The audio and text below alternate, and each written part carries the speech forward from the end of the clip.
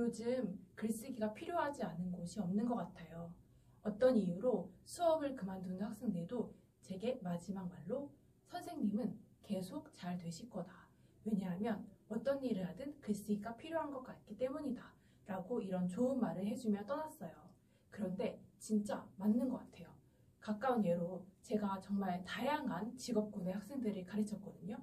교도관, 비행기 조종사, 의사, 경찰, 공무원, 간호사 등이요.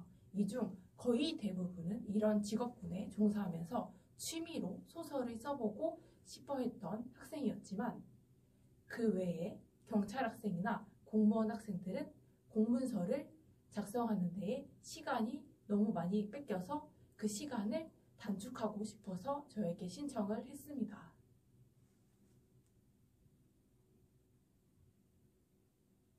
그러니까 글쓰기에 대한 고민이 심해서 저를 찾아온 거죠. 그리고 초등학생을 키우는 성인 학생은 제게 이런 말을 해줬어요. 우리 아이가 다른 건 못해도 글을 읽고 쓰는 능력만큼은 있었으면 좋겠다. 왜냐하면 어떤 일을 하기 위해서든 글쓰기는 기본이기 때문이다. 회사에 취직을 해서 일을 시작하기 위해서는 자기소개서부터 써야 하죠. 그런데 이 자기소개서가 막히면 내가 원하는 회사에 들어갈 수 없습니다. 저처럼 한평생 글을 쓰며 살았던 사람은 말보다는 글이 더 편합니다. 저는 누군가에게 할 말도 먼저 글로 써보고 다듬은 다음에 말할 정도로 말하는 데 있어 심사숙고하고 한 템포 느렸던 사람인데요. 어떨 땐 저는 말보다 글이 편하다고 하면서 전화보다는 카카오톡이나 이메일을 보냈던 적도 있죠. 이처럼 글쓰기는 누군가에게는 효과적인 의사소통이 될 수 있습니다. 요즘 MZ세대 분들이 콜포비아라는 증세를 겪고 있다는 말 들어보셨나요? 콜포비아는 전화를 뜻하는 콜과 공포증을 뜻하는 포비아의 합성으로 통화에 필요 이상으로 긴장을 하거나 불편함을 느끼는 현상을 말해요. MZ세대 분들이 특히 콜포비아를 겪는 이유는 비대면 수업에 익숙해져서이기도 하고 나도 모르게 말실수를 할까봐이기도 합니다. 그리고 전화를 하기에 앞서 통화 스크립트를 짜본 경험이 있다고 대답한 분들이 무려 70% 이상이라고 합니다. 사실 저도 통화 스크립트를 항상 짭니다. 심지어 제 학생들이 수업을 의뢰하려고 상담 전화가 와도 제가 긴장을 하면서 학생인데도 두 손으로 받을 정도죠. 그래서 저는 카카오톡이 있어서 얼마나 다행인지 모릅니다. 저는 에세이를 쓴 학생들에게 매주 주제를 줍니다. 그럼 그 주제에 맞는 내용으로 A4 한 장에서 2장 정도의 글을 학생들이 써옵니다. 그때마다 학생들은 한 주 동안 머리를 쥐어짜야 하는 거죠. 그런데 이런 숙제가 없었더라면 우리가 뭔가를 생각해보고 고민해보는 시간이 없었을 거예요. 왜냐하면 일상에 치이고 먹고 살기 바쁘기 때문이죠. 그렇게 되면 자신의 생각이나 감정을 깊이 들여다볼 시간이 부족하거든요. 우리가 매일이라는 곳은 늘 똑같고 세상에 휘둘리기만 하다 보니 가끔은 스스로의 마음을 점검하는 시간이 얼마나 중요한지 잊을 때가 많아요. 에세이를 쓰는 시간이 바로 그런 시간을 만들어주죠. 자신을 돌아보고 내가 무엇을 생각하는지, 무엇을 느끼는지, 무엇을 고민하는지 그런 시간이 주어지면 그 과정에서 새로운 통찰이나 깨달음을 얻을 수 있습니다. 그래서 저는 학생들이 글을 쓰면서 자신을 돌아보고 자신을 더 알게 되기를 바랍니다. 게다가 사고하는 능력을 키우는 힘은 비단 글쓰기를 할 때뿐만이 아니라 어떤 일을 하든 삶을 살아가는데 꼭 필요한 능력입니다. 지금 내 앞에 주어진 문제가 있는데 스스로 사고할 수 있는 힘이 있다면 인생에서 중요한 순간이나 결정을 해야 할 때 올바른 선택을 할 수 있겠죠. 여러분은 자기 표현 수단이 있나요? 예술가를 예로 들자면 가수는 음악이 자기 표현 수단일 테고 무용수는 춤이 자기 표현 수단일 테고 저 같은 작가는 글쓰기가 자기 표현 수단입니다. 예전에 누가 저에게 왜 글을 쓰냐 이렇게 물었어요. 그때가 제가 21살쯤이었는데 그때는 정말 자기 표현 수단으로서 글을 썼던 것 같아요. 시간이 흐름에 따라 글을 쓰는 이유가 더 많이 생기고 변해서 지금은 셀 수도 없이 많지만요. 예.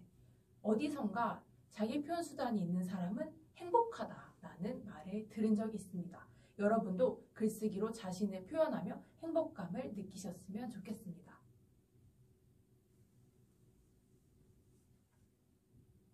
글쓰기는 학문적 글쓰기에서도 필수 요소인데요. 여러분이 앞으로 레포트를 쓰시거나 대학원에 진학하셔서 논문을 쓰신다고 해도 글쓰기 능력이 필수적입니다. 논문과 같은 학문적 글쓰기는 읽는 사람에게 주제를 명확히 전달하기 게 중요합니다. 그러기 위해서는 안정적인 문장력과 주장을 뒷받침하는 논거가 필요하겠죠. 또한 직장 내 경쟁력을 강화시킬 수도 있습니다. 일상, 기업, 조직 등에서 글쓰기가 필요한 경우가 많습니다. 제게 글쓰기를 배우러 오시는 분들도 다 이곳에 속하신 분들이죠. 이분들이 하시는 말이 있습니다. 바로 보고서를 잘 쓰면 대우가 다르다입니다. 보고서를 남들보다 잘 써서 승진을 하신 분도 있고 블로그에 글을 잘 써서 유명한 인플루언서가 되신 분도 있습니다. 저 역시 글쓰기라는 한 분야에 매진한 결과 글쓰기 교수가 될 수 있었습니다. 이렇듯 글쓰기만 잘해도 자신의 분야에서 리더가 될 수 있습니다. 그렇다면 누가 글을 써야 할까요? 타고난 재능이 있는 사람만 써야 하는 것은 아닙니다. 많은 분들이 제가 작가라고 하니까 그것도 재능이 있어야 하지 않냐며 지레 겁부터 드시더라고요. 물론 타고나게 재능이 있는 분들도 계시겠죠. 영감이 발달되어 있다든지 아이디어가 톡톡 튀신다든지요. 제가 생각하기에 글쓰기에 있어 재능이란 깊이와 감각 정도라고 생각합니다. 평소에 감각 있는 분들이 조금 재치 있는 문장을 쓰고 깊이 있는 생각을 하는 분들이 아무래도 좀 더 깊이 있는 밑줄 그을 만한 문장을 쓰시는 것과 같죠. 평소 옷 입는 센스가 남다른 사람이 문장에서 색다른 표현을 쓴다든지 통찰력이 뛰어난 학생들이 유독 깊은 글을 쓰는 것은 그만큼 글 쓰는 사람의 감각과 깊이가 중요하다는 것을 보여줍니다. 글쓰기에도 분명 이렇게 타고난 재능이 있는 분들이 계시겠지만 그보다는 노력이 더 중요하다고 말씀드리고 싶어요.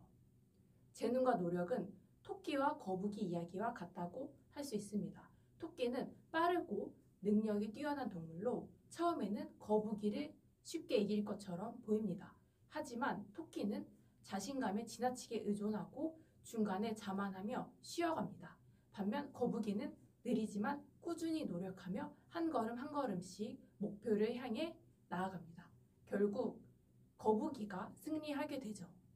이 이야기는 재능만으로는 성공하기 어렵고 꾸준한 노력과 끈기가 필요하다는 교훈을 줍니다. 재능은 분명 큰 장점이 될 수 있지만 그것만으로는 목표를 이루기엔 부족할 수 있습니다. 노력은 시간이 걸리더라도 결국 꾸준한 성과를 이끌어내는 힘이 되기 때문입니다. 글쓰기도 똑같습니다. 처음부터 글을 잘 쓸 수 있을지 몰라도 꾸준한 노력 없이 성과를 내기는 어렵습니다. 글쓰기는 단번에 완벽한 글을 쓰는 것이 아니라 지속적으로 생각하고 수정하는 과정이기 때문이죠. 그래서 글쓰기는 꼭 타고난 재능이 있는 사람만 해야 하는 건 아니에요. 글쓰기는 누구에게나 열려있는 장르입니다. 그 이유는 누구에게나 살면서 글쓰기가 필요하기 때문이죠. 그러니까 꼭 타고난 재능이 없다고 글쓰기를 처음부터 무서워할 필요는 없습니다. 성공한 사람들은 대체로 꾸준히 자신의 일에 매진해온 사람들입니다. 이처럼 글쓰기도 노력을 통해 얼마든지 부족한 부분을 채울 수 있는 분야입니다.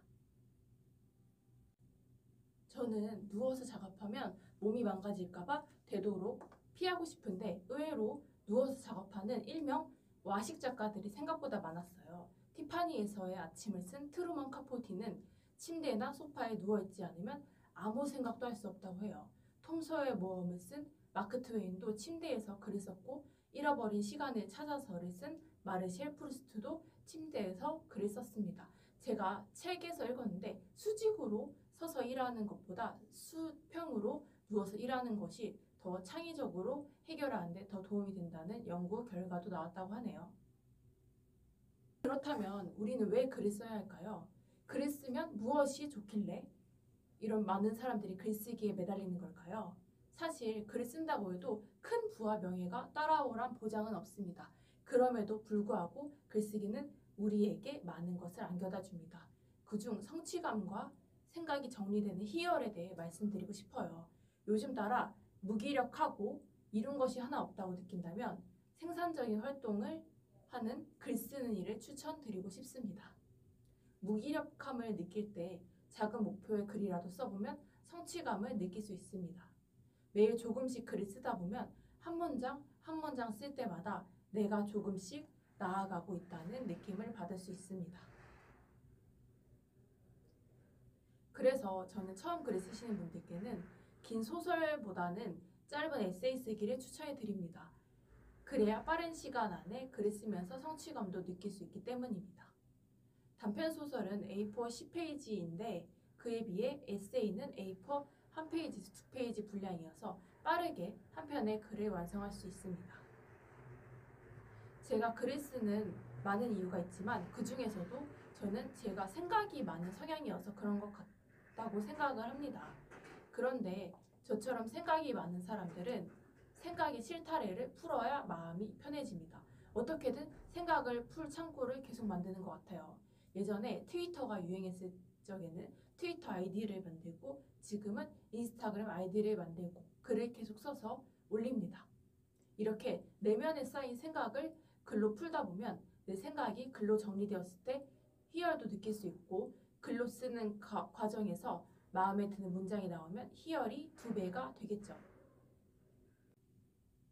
많은 분들이 글을 쓰려고 하는데 시간이 없다는 말을 많이 하십니다. 맞아요. 저도 여러분이 얼마나 바쁜지 압니다. 현대인들이 얼마나 시간에 쫓기며 살면 나는 시간이 많은 어른이 되고 싶었다 라는 제목의 책까지 나왔을까요? 그래서 글을 쓰려면 우선 시간을 관리하는 능력이 얼마나 중요한지 알아야 됩니다. 우리 모두에게는 똑같이 하루에 24시간이 주어집니다. 그래서 시간이 없다라는 말은 사실 우리가 무엇을 우선시하느냐의 문제일 수도 있다고 생각을 합니다. 여러분이 만약 글을 잘 못 쓰면 일을 하는데 큰 리스크로 작용한다면 글쓰기를 우선시 여겨서 시간을 내는 방법을 찾아야 합니다. 글 쓰는 능력이 인생에서 큰 역할을 차지한다면 하루 중 글 쓰는 시간을 조금이라도 확보하는 것이 좋습니다. 예를 들면 하루에 15분이라도 글 쓰는 시간을 만들어 보는 거죠. 제가 이렇게 지금 여러분께 말하고 있는 내용도 자투리 시간을 이용해서 PPT 한 장에 대한 글을 조금씩 써내려고 한 것입니다. PPT 한 장에 대한 글이 사실 얼마나 되겠습니까? 길어봤자 1500자입니다. 그러나 30장의 PPT 대본을 한 번에 다 쓰려고 하면 저도 다른 일이 많고 시간이 없다라는 핑계를 대야 할 수도 있습니다. 그런데 하루에 PPT 한 장의 글, 즉 1500자를 써내려간다면 저에게는 30분이면 충분합니다. 이런 자투리 시간이 모여서 지금의 강의 한 편이 된 거죠. 처음부터 장편소설을 쓴다던가 책을 내겠다는 목표로 글을 쓰면 오히려 그 목표에 짓눌려서 부담이 생길 수 있어요. 그럼 점차 꿈에서 멀어지겠죠. 제가 가르쳤던 학생들은 처음에는 그냥 글을 한번 써보고 싶다는 마음이 생겨 수업을 신청했다가 점차 욕심이 생겨서 책을 내게 된 분이 많습니다. 이렇게 차근차근 목표를 크게 잡는 게 좋습니다. 처음에는 매주 제가 내주는 과제를 열심히 해오는 것만으로도 만족하다가 나중에 책을 내고 싶다라는 마음이 생겨 도전해보는 것이죠. 짧은 일기 한 토막이 크게 번져서 하나의 작품이 될 수도 있습니다. 이처럼 작은 토막부터 시작해보세요. 글쓰기에 대한 부담감을 줄이고 글을 쓰면서 즐기는 것이 우선입니다. 어떤 작가가 한 유명한 말이 있습니다. 지금 쓰는 글을 내가 즐기지 못하면 아무도 즐기지 못한다. 글을 쓸 때 내가 재미있어야 읽는 이에게도 그 감정이 전해집니다. 억지로 쓴 부분이 있다면 분명 독자에게도 그 부분이 지루하게 느껴질 것입니다. 한 가지 더 추가로 말씀드리자면 저는 여러분만의 개성 있는 문체를 만드셨으면 좋겠어요.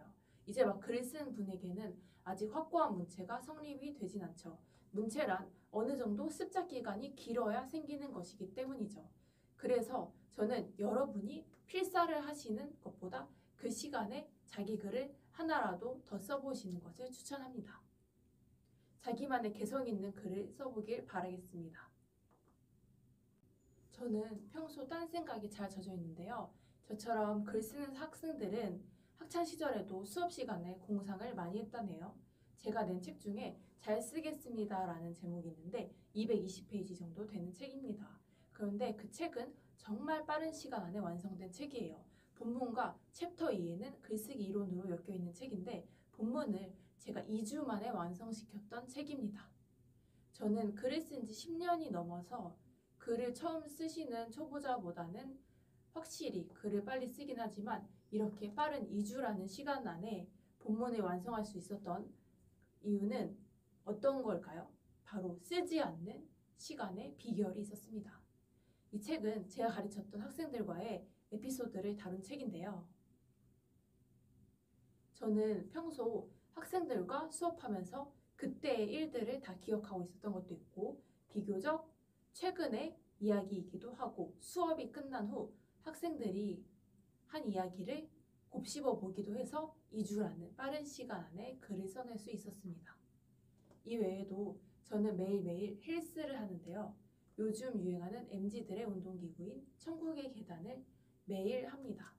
저는 천국의 계단을 타면서 글 쓸 내용을 떠올려요. 특히나 운동을 하면서는 힘들지만 글 쓸 내용이 더 잘 떠올라요. 왜냐하면 몸을 움직이니 머리 회전이 잘 되는 거죠. 그래서 저는 매일같이 정해진 시간에 천국의 계단을 합니다. 건강을 위해서도 있지만 새로운 글을 창조해내기 위해서죠. 그리고 저희 동네에 공원이 참 잘 되어 있어요. 계속 1시간 이상 걸을 수 있는 길이 나 있어서 매일 밤 날씨가 좋은 날 공원을 산책하면서 또 혼자 떠듭니다. 간혹 지나가는 사람들은 제가 이어폰으로 음악을 들으면서 떠드니까 전화통화를 하는 줄 압니다. 혼잣말을 하는 걸 알면 이상하게 생각하는 사람들도 분명 있겠죠. 그러나 어차피 한 번 보고 말 사람들이지 않나 그런 생각을 합니다. 그분들도 러닝을 하는 사람들이라 그저 스쳐 지나가는 사람들이라고 생각하고 저는 계속 떠듭니다. 이렇게 키보드를 치는 손이 움직이는 시간보다 발이 움직이고 있는 시간이 더 중요합니다. 쓰지 않는 시간을 어떻게 이용하느냐에 따라 쓰는 시간을 단축할 수 있는 거죠. 여러분 오늘 강의 어떠셨나요? 오늘은 첫 번째 수업이어서 글쓰기에 대한 동기부여로 시작을 열어봤는데요. 이번 수업에 대한 궁금증이 있으신 분들은 Q&A를 남겨주시거나 인스타그램 DM을 통해서 연락을 주셔도 좋습니다. 그럼 저희 다음 시간에 또 봐요.